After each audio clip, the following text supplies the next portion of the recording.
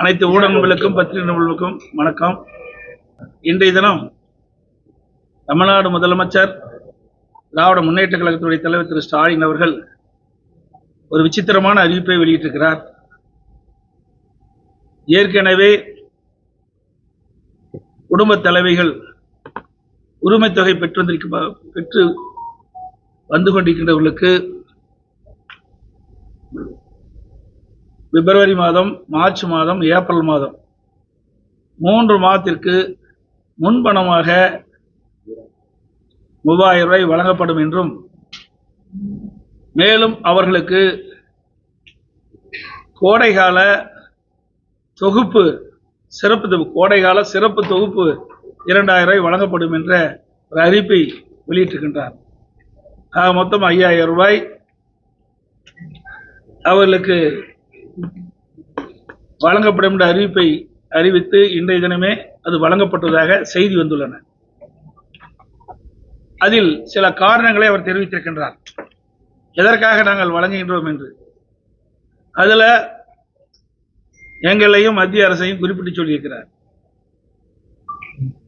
தேர்தல் சட்டமன்ற தேர்தல் வருகின்ற காரணத்தினால் இந்த சட்டமன்ற தேர்தலை காரணம் காட்டி இந்த உரிமை தொகையை நிறுத்தி விடுவார்கள் என்றும் குறிப்பிட்டிருக்கின்றார். இது வடிகட்டிய பொய்.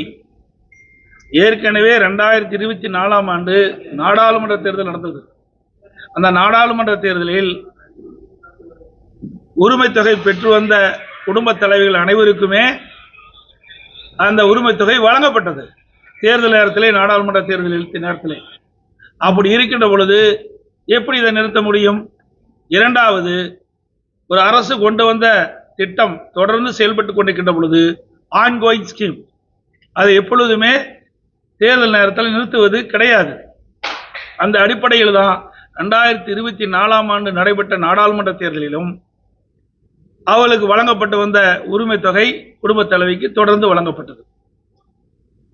ஆனால் திரு ஸ்டாலின் அவர்கள் தேர்தல் தோல்வியின் பயமாக தேர்தலிலே நடைபெறுகின்ற சட்டமன்ற பொதுத் தேர்தலிலே தோற்று விடுவோம் என்ற காரணத்தினால் இந்த அறிவிப்பை வெளியிட்டிருக்கின்றார்.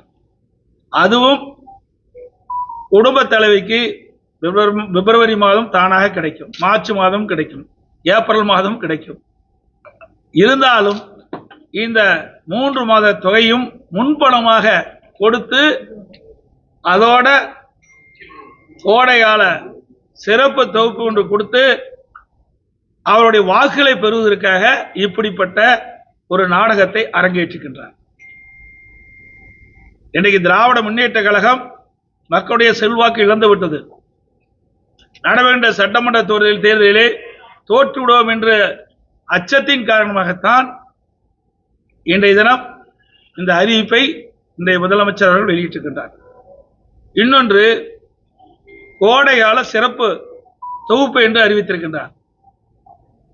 இதற்கு முந்தைய 2022ஆம் ஆண்டு கோடைகாலம் வந்தது, 23ஆம் ஆண்டும் கோடைகாலம் வந்தது, 24ஆம் ஆண்டும் கோடைகாலம் வந்தது, 25ஆம் ஆண்டும் கோடைகாலம் வந்தது. ஆனா தேர்தல் நடக்கின்ற இந்த 26ஆம் ஆண்டு மட்டும் கோடைகாலம் எப்படி கண்ணுக்கு தெரிகிறது இன்றைய முதலமைச்சர் ஸ்டாலின் அவர்களுக்கு? இதிலிருந்து நாம் புரிந்து கொள்ள வேண்டும், இது முழுக்க முழுக்க தேர்தலை மையமாக கொண்டு அறிவிக்கப்பட்ட அறிவிப்பு. அந்த உரிமை தொகை பெறுகின்ற குடும்ப தலைவிகள் படுகின்ற கஷ்டத்தை பார்த்து கொடுக்கவில்லை. திரு ஸ்டாலின் சட்டமன்ற தேர்தலிலே தோற்றுவிடுவோம் என்று அஞ்சித்தான் இந்த தொகையை இந்த மக்களுக்கு கொடுக்கின்றார், அவருடைய வாக்குகளை பெறுவதற்காக.